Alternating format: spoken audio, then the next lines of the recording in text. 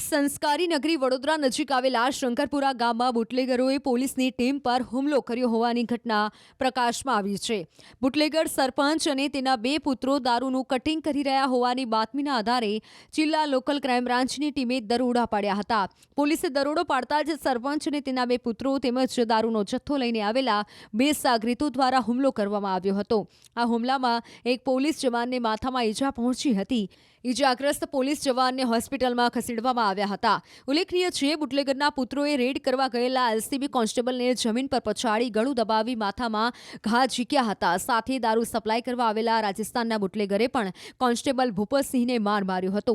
આ બનાવમાં પોલીસે બુટલેગર સરપંચને દબોચી લીધો હતો, જ્યારે તેના બે પુત્રો સહિત 4 ફરાર થઈ ગયા હતા. પોલીસે દારૂ બિયરનો જથ્થો ભરેલી 3 ગાડીઓ મળી કુલ ₹32 લાખનો મુદ્દામાલ કબજે કરી કાર્યવાહી હાથ ધરી છે.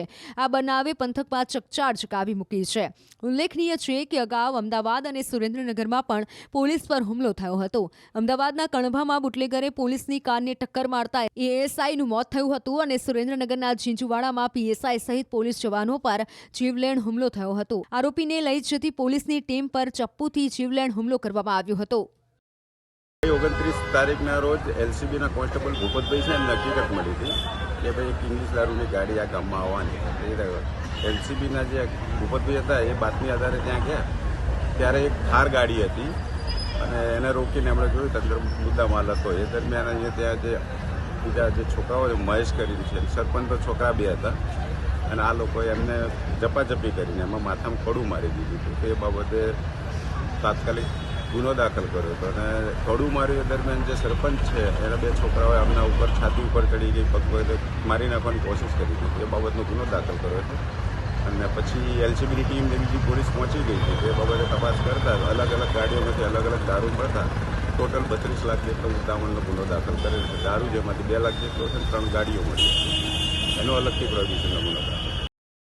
સંસ્કારી નગરી વડોદરા નજીક આવેલા શંકરપુરા ગામમાં બુટલેગરોએ પોલીસની ટીમ પર હુમલો કર્યો હોવાની ઘટના પ્રકાશમાં આવી છે.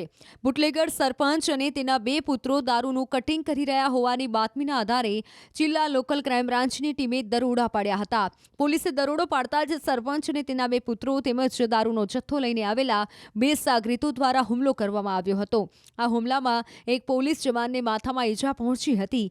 ઈજાગ્રસ્ત પોલીસ જવાનને હોસ્પિટલમાં ખસેડવામાં આવ્યા હતા. ઉલ્લેખનીય છે, બુટલેગરના પુત્રોએ રેડ કરવા ગયેલા એલસીબી કોન્સ્ટેબલને જમીન પર પછાડી ગળું દબાવી માથામાં ઘા ઝીક્યા હતા. સાથે દારૂ સપ્લાય કરવા આવેલા રાજસ્થાનના બુટલેગરે પણ કોન્સ્ટેબલ ભૂપતસિંહને માર માર્યો હતો.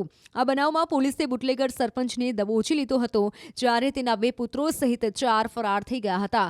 પોલીસે દારૂ બિયરનો જથ્થો ભરેલી 3 ગાડીઓ મળી કુલ ₹32 લાખનો મુદ્દામાલ કબજે કરી કાર્યવાહી હાથ ધરી છે. આ બનાવે પંથકમાં ચકચાર ચકાવી મૂકી છે.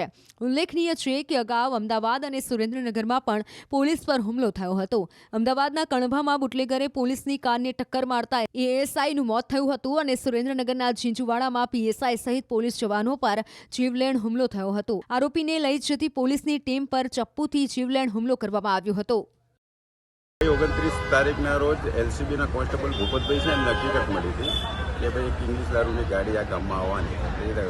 એલસીબીના જે ભૂપતભાઈ હતા એ બાતમી આધારે ત્યાં ગયા ત્યારે એક થાર ગાડી હતી અને એને રોકીને એમણે જોયું તો અંદર મુદ્દામાલ હતો. એ દરમિયાન અહીંયા ત્યાં જે બીજા જે છોકરાઓ મહેશ કરીને છે સરપંચ તો છોકરા બે હતા અને આ લોકોએ એમને ઝપાઝપી કરીને એમાં માથામાં કડું મારી દીધું હતું. તે બાબતે તાત્કાલિક ગુનો દાખલ કર્યો હતો અને કડું માર્યું દરમિયાન જે સરપંચ છે એના બે છોકરાઓએ એમના ઉપર છાતી ઉપર ચડી ગઈ પગ મારી નાખવાની કોશિશ કરી હતી. એ બાબતનો ગુનો દાખલ કર્યો હતો અને પછી એલસીબીની ટીમ બીજી પોલીસ પહોંચી ગઈ હતી. તે બાબતે તપાસ કરતા અલગ અલગ ગાડીઓમાંથી અલગ અલગ દારૂ મળતા ટોટલ 32 લાખ જેટલો મુદ્દામાલનો ગુનો દાખલ કરેલો છે. દારૂ જેમાંથી 2 લાખ જેટલો છે 3 ગાડીઓ મળી એનો અલગથી પ્રોહિબિશનનો ગુનો દાખલ.